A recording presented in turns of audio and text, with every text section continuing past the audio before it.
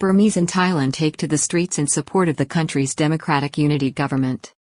Military junta and its reviled Tatmadaw forces are losing ground in Myanmar while resorting to warfare from the air to keep their hold on power against the People's Defense Armed Forces, PDF, of the National Unity Government, NUG, and experienced ethnic militias who have united with democratic groups to create a new federation in Myanmar after the junta is toppled.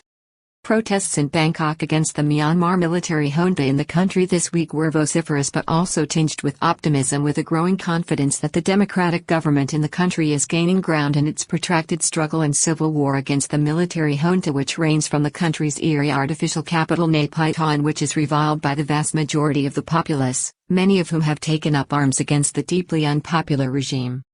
Crowds took to the streets on Wednesday in Bangkok outside the Myanmar embassy in support of the National Unity Government, NUG, as they sense that the tide is turning inexorably against the brutal military junta of General Min Aung Hlaing, right.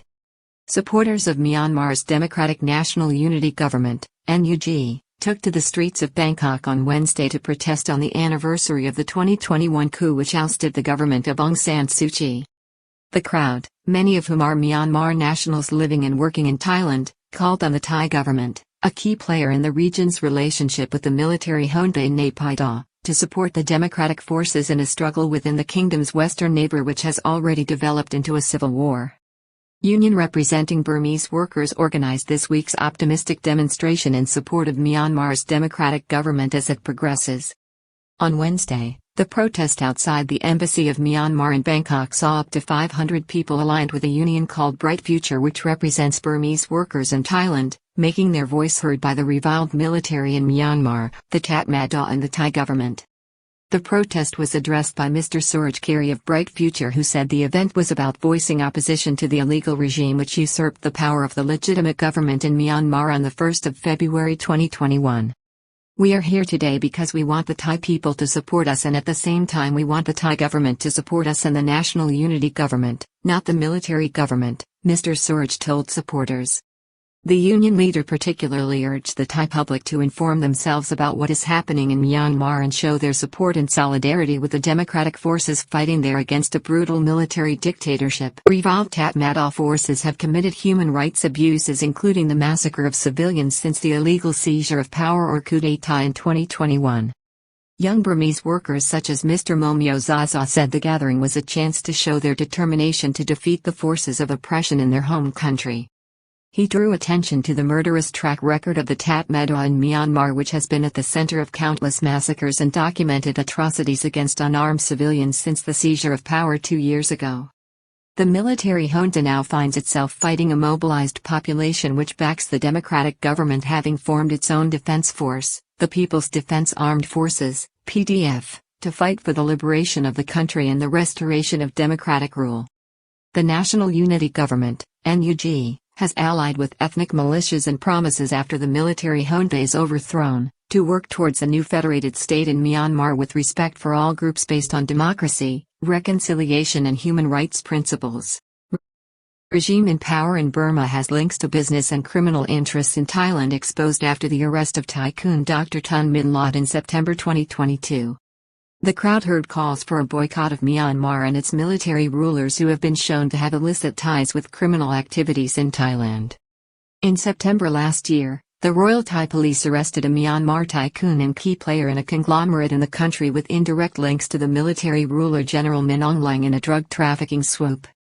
Shock police probe into drug dealing and money laundering linked with Myanmar to strain ties. Dr. Thun Min Lot's network of firms was linked with the daughter of General Min Aung Hlaing, Kin Therith, that Monday. The tycoon also had personal and business relationships in Thailand which extended to a Thai-based public company involved in electricity generation. Spirit of optimism and confidence on Wednesday as people feel the tide is turning in Myanmar against the beleaguered junta, both militarily and economically. The spirit seen at last Wednesday's protest was one of optimism, with growing confidence both within and without Myanmar that the military regime there can be toppled. In recent weeks, even the Chinese Communist Party in government in Beijing, a longtime supporter of the junta, has signaled an ambiguous stance by failing to attend key summits while also expressing solidarity with the National League for Democracy, the country's former ruling party led by Aung San Suu Kyi. The junta meanwhile continues to be dependent on China, as well as Russia, for arms supplied indirectly via Pakistan and economic support for a tanking economy. The junta in Naypyidaw is responding to this momentum against it by suggesting that it may call a general election this year. The response from the National Unity Government, NUG, and its supporters has been one of skepticism despite an insistence by General Min Aung Hlaing that such a poll would be free, fair and transparent. Military seeks a quasi-democratic electoral system which will guarantee its power. The move has been rejected by the National Unity Government, NUG, in the run-up to the 2021 coup. The military accused the country's ruling political party, with which it had shared power since 2016 following the general election there in 2015, the National League for Democracy, of election fraud after the ruling party increased its grip on power in the general election of November 2020 with the military's proxy party losing ground. Already Aung San Suu Kyi's party has rejected taking part in what it sees as a sham election which General Min Aung Hlaing described last month as holding out the possibility of a genuine, disciplined, flourishing multi-party democratic system. The proposed poll is seen by observers as a fig leaf by which the military junta could claim respectability while continuing its bloody grip on power in a country which has seen its air force bomb its own civilian population as the military increasingly resorts to air power in its struggle against the People's Defense Armed Forces, PDF, and long-established ethnic militias. Political parties are dissolved, but the junta holds out the prospect of the release of thousands of political prisoners being held since the 2021 coup. The military has dissolved many political parties, accusing them of being associated with terrorism, leading political groups representing ethnic minorities without a voice in any potential political forum at a national level. The junta has also offered to release some of the political prisoners it is currently holding, with estimates that 7,012 people are being held on this basis.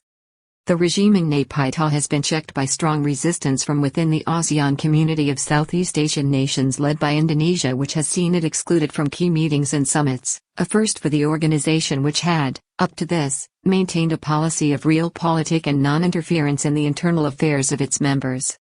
It is also facing a growing number of investigations and legal actions abroad due to its appalling human rights record linked to its crackdown since the 2021 coup, but also due to the involvement of the Tatmadaw in the persecution of the country's Rohingya Muslim minority.